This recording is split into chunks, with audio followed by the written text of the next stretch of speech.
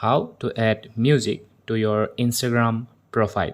So by adding music to your profile, when someone visits your Instagram profile, they will be able to listen to that music.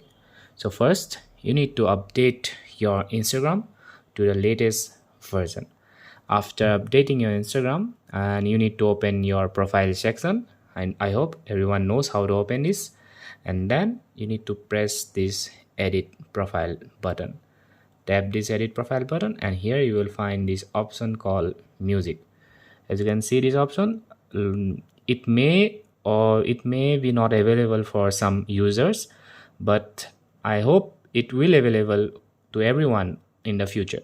So just tap here once, and then you need to tap this plus button, select a music, and select your timeline which you want to play, and then press the done button.